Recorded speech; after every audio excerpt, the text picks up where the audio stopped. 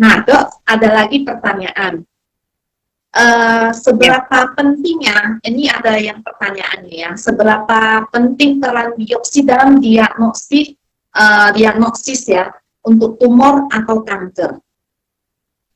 Apakah Ya. perlu ada yang mengatakan tidak berani pakai biopsi karena takutnya menjalar semakin parah? Itu benar gak, Dok? Ya, jadi memang proses biopsi sendiri itu kan menimbulkan trauma ya terhadap sel.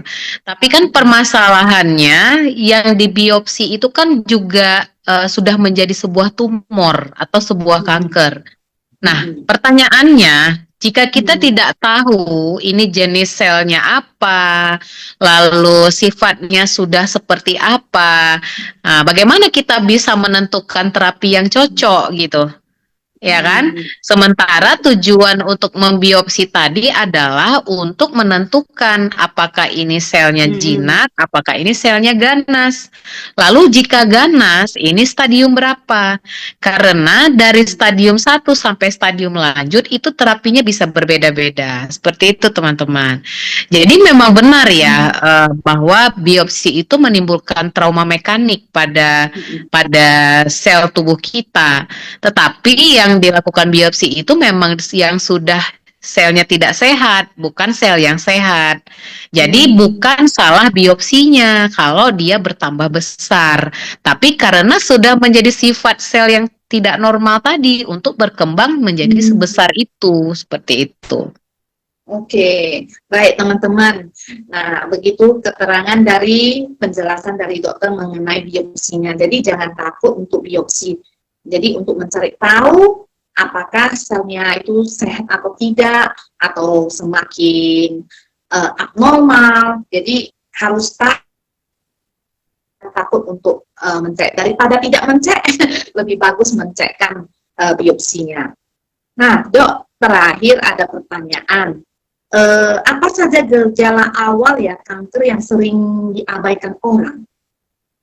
Sering ya terjadi gitu. Iya, betul. Jadi gejala awal kanker itu kan pasti benjolan.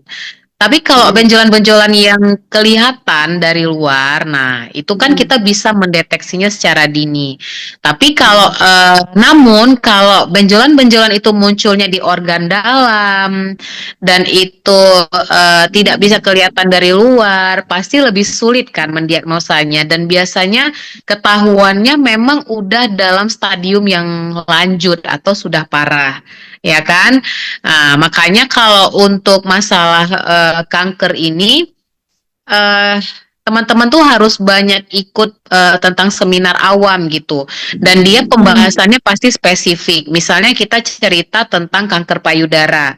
Dan kanker payudara itu deteksinya seperti apa? Kita lakukan yang namanya pemeriksaan sadari, periksa payudara sendiri.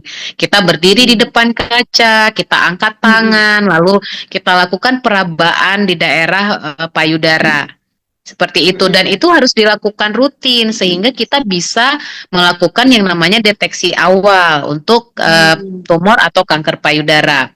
Lalu bagaimana dengan serviks misalnya mulut rahim? Maka kita anjurkan untuk melakukan yang namanya pemeriksaan IVA atau pemeriksaan pap smear secara rutin. Ya. Lalu bagaimana dengan kanker di usus atau di pencernaan? Nah, maka kita anjurkan yang namanya konsumsi serat secara rutin dan konsumsi antioksidan dalam jumlah yang cukup. Karena apa? Karena memang saluran pencernaan sangat berkaitan dengan makanan yang kita makan. Misalnya kita makan yang bakar-bakar atau kita makan makanan berpengawet, pasti yang pertama terpapar adalah saluran pencernaan. Jangan sampai saluran pencernanya jadi berubah sifat selnya. Nah, itu gejala awalnya kalau saluran pencernaan itu nanti kelihatan dari BAB biasanya. Kelihatan dari BAB atau kebiasaan-kebiasaan yang tidak umum, misalnya diare BAB-nya jadi tidak teratur, kadang diare, kadang konstipasi atau BAB keras. Lalu BAB-nya yang biasanya bentuknya seperti itu malah jadi bulat-bulat kecil. Nah, itu kita bisa berpikir ini mungkin ada sesuatu gitu di saluran cernanya, ya. Gitu ya. Lalu kalau misalnya di otak gimana? Kalau misalnya di otak, karena otak ini adalah organ tubuh kita yang paling padat dan dia sifatnya lunak. Kalau ada sesuatu di situ, baik itu tumor maupun kanker, pasti akan terjadi penekanan. Nah, kalau sudah terjadi penekanan di otak, pasti gejala utamanya sakit kepala. Jadi kalau udah sakit kepalanya berlebihan, terlalu sering, bisa sampai muntah-muntah menyemprot tanpa didahului mual. Nah, itu kita sudah curiga ada tumor otak. Seperti itu. Jadi gejala-gejala ini memang tergantung di mana lokasi dari tumor dan kanker itu sendiri. Nah, kalau yang agak-agak dalam memang kita harus lakukan deteksi dini ya. Misalnya kayak tadi, lakukan yang namanya sadari, lakukan yang namanya medical check up rutin, lakukan IVA atau misalnya pap smear untuk bisa mendeteksi dini kanker-kanker tadi seperti itu. Oh, penjelasannya sangat terperinci ya dok ya. Jadi untuk saat ini memang masih banyak orang yang kurang paham tentang kesehatan ya. Untuk men-check up kesehatan aja sendiri banyak ya teman-teman. Nantilah saya sehat-sehat aja kok. Kadang kita lihat dari bentuk luar tubuh kita nampaknya baik-baik, tetapi di dalamnya kita nggak tahu ya dok ya. Ada gejala apa kita nggak bisa nampak ya dok ya.